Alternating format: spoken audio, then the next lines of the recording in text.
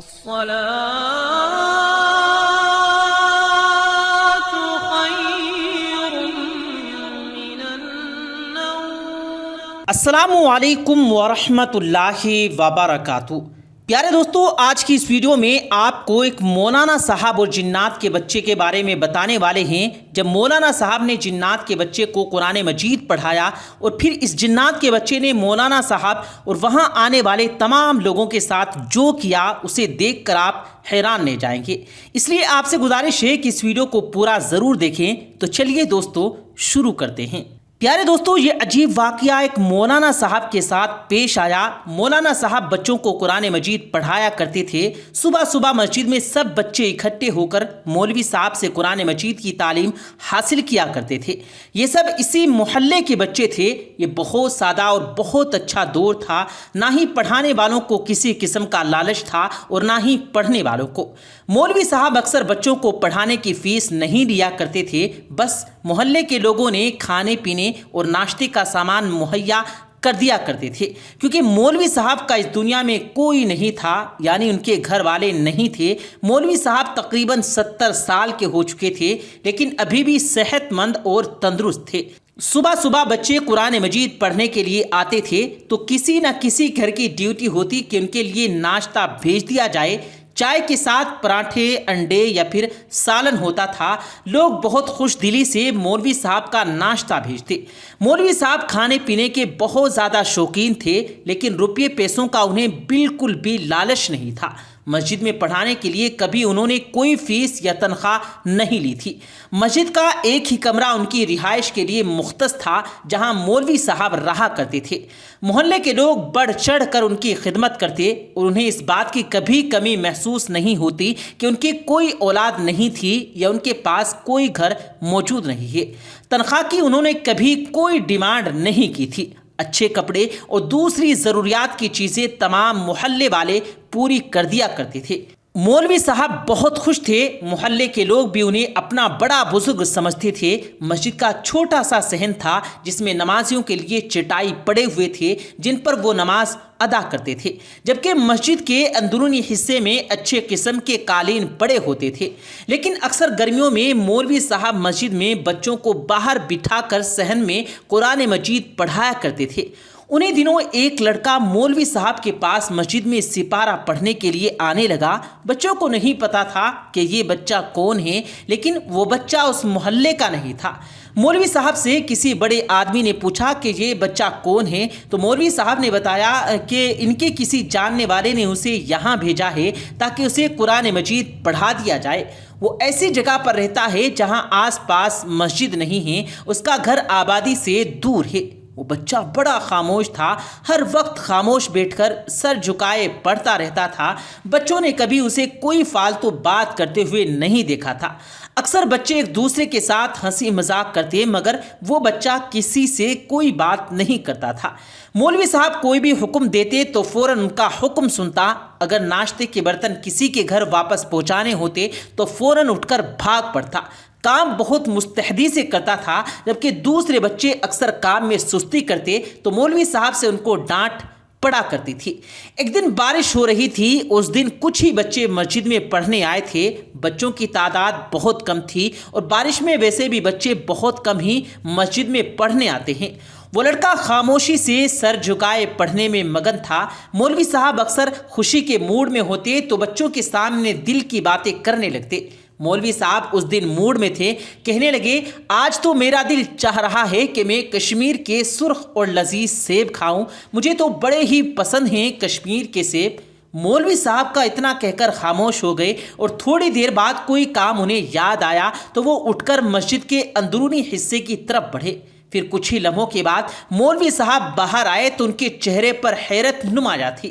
ان کے ہاتھ میں ایک سرخ رنگ کا سیب تھا۔ مولوی صاحب کہنے لگے، یہ سیب اندر پڑا ہوا ملا ہے، تم میں سے کسی بچے کا تو نہیں ہے؟ بچوں نے انکار میں سر ہلا دیا۔ مولوی صاحب حیرت سے سیب کو دیکھنے لگے اور پھر بیٹھ گئے۔ کہنے لگے، حیرت ہے کہ یہ سیب تو کشمیری ہے، مجھے تو ایسا معلوم ہوتا ہے کہ جیسے میری خواہش پر اللہ تعالیٰ نے اسے میرے لیے بھیج دیا ہو۔ بچے مولوی صاحب کی باتیں سن کر حیران ہو رہے تھے، لیکن اس وقت بچوں میں اتنی عقل نہیں تھی کہ وہ ان کی باتوں کو سمجھ سکتے۔ مولوی صاحب مزے لے لے کر سیب کھانے لگے۔ بچوں کو اس بات کا کچھ پتہ نہیں تھا کہ سیب آخر آیا کہاں سے۔ اسی طرح ایک دن صبح کے وقت پڑتے ہوئے مکھیاں بہت زیادہ بھن بھنا رہی تھی۔ مولوی صاحب ان کی وجہ سے بہت بیزار معلوم ہو رہے تھے۔ کہنے لگے کہ آج ہوس بہت ہے، اگر ہوا چل رہی ہوتی تو یہ مکھیاں مجھے یوں نہ تنگ کرتی۔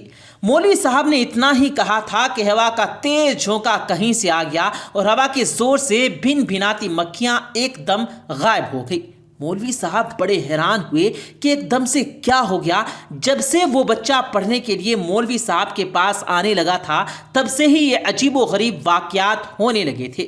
مسجد کے ایک کونے میں پتھر سے بنی ہوئی ایک بڑی ٹنکی تھی اور ٹنکی کے ساتھ ہی ایک کنواں موجود تھا۔ کنویں سے ٹنکی میں پانی بھرا جاتا تھا تاکہ نمازیوں کے لیے وضو کا بندوبست کیا جا سکے، اور ٹنکی بھرنے کے لیے ہر بچے کی ڈیوٹی لگائی جاتی تھی کہ فلاں دن فلاں بچہ ٹنکی بھرے گا۔ مولوی صاحب نے ایک دن اسی پراسرار بچے کو پانی بھرنے کے لیے ٹنکی پر بھیجا۔ مسجد کے باہری کے حصے میں ایک طرف الگ سے جگہ پر وہ ٹنکی بنی ہوئی تھی۔ بچہ 5 منٹ میں ہی ٹنکی بھر کر واپس آ گیا تو مولوی صاحب نے کہا کہ ٹنکی بھر دی؟ تو اس نے کہا کہ جی مولوی صاحب۔ مولوی صاحب حیرانی سے پوچھنے لگے 5 منٹ میں ہی ٹنکی بھر دی؟ لڑکا کہنے لگا کہ مولوی صاحب آپ خود چل کر دیکھ لیں، شاید آپ کو پڑھانے میں وقت کا احساس نہیں ہوا ہو۔ مولوی صاحب سر جھٹک کر رہ گئے۔ اگلے دن مولوی صاحب نے اسے آزمانے کے لیے پھر سے ٹنکی بھرنے کو بھیجا تو وہ جلدی سے ٹنکی بھر کر واپس آ گیا۔ اب تو مولوی صاحب کا ماتھا ٹھنک گیا، وہ خاموش ہو گئے۔ بہانے بہانے سے وہ بچے سے کچھ کام لینے لگے۔ مولوی صاحب کو محسوس ہوا کہ اس بچے میں کچھ خاص بات ضرور تھی جو کہ باقی لڑکوں میں موجود نہیں تھی۔ ایک دن کچھ بچے وہاں بیٹھے تھے اور وہ بچہ پڑھ کر واپس چلا گیا۔ اتنے میں محلے کے حاجی صاحب آ کر مولوی صاحب کے پاس بیٹھ گئے۔ شاید مولوی صاحب نے انہیں بلایا تھا۔ بچے بھی کان لگا کر ان کی باتیں سننے لگے۔ مولوی صاحب کہنے لگے کہ حاجی صاحب، میں تو نہیں جانتا کہ یہ بچہ کس کا ہے، لیکن جب سے آیا ہے مجھے تو سہولت سی ہو گئی ہے۔ میرا ہر کام یوں ہو جاتا ہے کہ جیسے اس کے پاس کوئی الادین کا چراغ ہو۔ حاجی صاحب اس کی بات سن کر ہکا بکا رہ گئے۔ وقت گزرتا گیا اور پھر اس کے بعد اس بچے کو نہیں دیکھا گیا۔ اس بات کو کئی سال بیت گئے۔ مولوی صاحب بہت بوڑھے اور بیمار ہو گئے۔ اب وہ مسجد میں نماز بھی نہیں پڑھایا کرتے تھے اور اکثر اوقات اپنے کمرے میں ہی چارپائی پر پڑے رہتے تھے۔ جو بچے پہلے مولوی صاحب کے پاس پڑھا کرتے تھے وہ اکثر مولوی صاحب کے پاس چلے آتے تھے، ان کی دل جوئی کرتے تھے، ان سے گزرے ہوئے زمانے کے قصے سنا کرتے تھے۔ ایک دن مولوی صاحب ان بچوں کو بتانے لگے کہ کیا تمہیں وہ لڑکا یاد ہے جو میرے پاس قرآن مجید پڑھنے کے لیے آیا کرتا تھا؟ تو بچوں نے جھٹ سے کہا کہ جی مولوی صاحب، ہمیں پکا یاد ہے۔ تو مولوی صاحب کہنے لگے کہ کیا تم جانتے ہو کہ وہ لڑکا کون تھا؟ تو بچوں نے نام سر ہلا دیا۔ مولوی صاحب تھوڑی دیر کھانستے رہے اور پھر کہا کہ وہ لڑکا جنات میں سے تھا۔ یہ سن کر جو بچے مولوی صاحب کی باتیں سن رہے تھے وہ حیرت سے اچھل پڑے اور کہا کہ مولوی صاحب آپ یہ کیا کہہ رہے ہیں؟ مولوی صاحب کہنے لگے کہ ہاں بالکل، وہ لڑکا جنات میں سے تھا، اور اس بات کا علم مجھے پہلے نہیں تھا لیکن مجھے بعد میں پتہ چل چکا تھا۔ اس لڑکے نے میرے پاس آ کر مجھے کسی شخص کے بارے میں بتایا کہ میں اس کی بساست سے آپ کے پاس آیا ہوں اور آپ سے قرآن مجید پڑھنا چاہتا ہوں۔ وہ ایک مسلمان تھا، اسی لیے میں اس کو قرآن مجید پڑھنے سے روک نہیں سکتا تھا کیونکہ یہ ثواب کا کام ہے، اور دوسرا میں جانتا نہیں تھا کہ وہ جنات تھا یا انسان۔ میں نے بس اسے پڑھانا شروع کر دیا۔ اس کی چھوٹی چھوٹی کارستانیوں کو اندازہ مجھے دھیرے دھیرے ہونے لگا۔ ایک دن اس لڑکے نے مجھے کہا کہ مولوی صاحب، ہمارے گھر ختم شریف ہے، آپ کو ہمارے ساتھ چلنا ہوگا اور ختم پڑھانا ہوگا۔ میں نے حامی بھر لی اور اسے شام کا وقت دے دیا۔ وہ بچہ مجھے شام کے وقت لینے کے لیے آ گیا۔ میں اس کے ساتھ اس کے گھر کی طرف چل پڑا۔ مجھے نہیں معلوم تھا کہ اس کا گھر کس طرف ہے۔ اسٹیشن سے ریلوے لائن پار کرنے کے بعد ہم کافی دیر تک پیدل چلتے رہے اور ہم ایک ویران علاقے میں داخل ہو گئے۔ میں بڑا حیران تھا کہ مجھے وہ کہاں لیے جا رہا تھا۔ میں نے پریشانی سے کہا کہ تم مجھے کہاں لیے جا رہے ہو؟ تو اس نے کہا مولوی صاحب آپ پریشان نہ ہوں، میں آپ کو واپس چھوڑ کر آؤں گا۔ اس کے بعد وہ مجھے لیے ایک ویران جنگل میں داخل ہو گیا۔ اب تو میں پریشان تھا اور چل چل کر تھک چکا تھا۔ وہ مجھے ایک چھوٹی سی غار کے سامنے لے آیا اور کہنے لگا مولوی صاحب یہ میرا گھر ہے۔ دیکھ کر میری حیرت کی انتہا نہ رہی کہ وہ انسان اس غار میں رہتا تھا اور وہ بھی اس ویرانے میں۔ بہرحال اس کے کہنے پر میں اس کے ساتھ اس گھر میں داخل ہو گیا۔ میں خود پر قابو کیے اس کے ساتھ اندر چلا گیا۔ اندر کچھ لوگ موجود تھے، انہوں نے میری خوب آؤ بھگت کی اور ختم کے لیے سامان رکھنا شروع کر دیا۔ شام کا اندھیرا تیزی سے پھیل رہا تھا، مجھے پریشانی ہو رہی تھی۔ میں نے جلدی جلدی ختم پڑھایا اور کہا کہ چلو مجھے واپس چھوڑ آؤ۔ جب میں اٹھنے لگا تو ایک بوڑھا آدمی آگے بڑھا اور کہنے لگا مولوی صاحب ہم غریب لوگ ہیں، آپ کی بہت خدمت نہیں کر سکتے، لیکن ہماری طرف سے یہ نذرانہ رکھ لیجیے۔ اس نے ایک پوٹلی میری طرف بڑھا دی۔ میں نے پوٹلی کھول کر دیکھی تو اس میں کچھ کوئلے تھے۔ مجھے دل ہی دل میں بڑا غصہ آیا کہ اتنی دور سے آیا ہوں اور مجھے کوئلے دے رہا ہے۔ میں نے کہا بھائی رہنے دو، مجھے کچھ نہیں چاہیے۔ وہ کہنے لگا کہ نہیں مولوی صاحب آپ یہ رکھ لیجئے، اس کے علاوہ ہم آپ کو کھانا بھی دیں گے۔ میں نے کہا ٹھیک ہے، مجھے کھانے کا سامان باندھ دیں۔ انہوں نے ایک بڑے سے تھیلے میں مجھے کھانے کا سامان دے دیا اور ایک ہاتھ میں کوئلے کی تھیلی پکڑا دی۔ میں نے کھانا اس لڑکے کو پکڑا دیا اور مجھے ساتھ لے کر وہ واپسی کی طرف روانہ ہو گیا۔ مجھے دل ہی دل میں بڑا غصہ آ رہا تھا کہ میں اتنی دور آیا بھی تو ملا کیا؟ کوئلے اور ایک تھوڑا سا کھانے کا سامان۔ جب اسٹیشن کے پاس پہنچے تو اس لڑکے نے کھانے کا سامان مجھے پکڑایا اور کہنے لگا مولوی صاحب یہ رکھ لیجئے۔ میں نے دل ہی دل شکریہ ادا کیا اور گھر واپس آن پہنچا۔ وہ لڑکا چلتے چلتے مجھ سے کہنے لگا کہ مولوی صاحب آپ کا بہت شکریہ، آپ نے میری عزت رکھ لی، دعاؤں میں یاد رکھیے گا۔ اتنا کہہ کر وہ لڑکا واپسی کے لیے مڑ گیا۔ کھانے پینے کا سامان میں نے پکڑ لیا اور کوئلے نکال کر بیکار سمجھ کر انہیں پھینکنا شروع کر دیا۔ میں کوئلے پھینکتا چلا جا رہا تھا اور گھر پہنچتے پہنچتے میرے پاس چند 2-4 کوئلے ہی بچے تھے۔ میں نے وہ 4 پائی پر رکھ دیے اور بیٹھ کر سوچنے لگا کہ خام خواہ اتنی تکلیف کی اور چل چل کر مجھے بھوک کی شدت محسوس ہو گئی تھی۔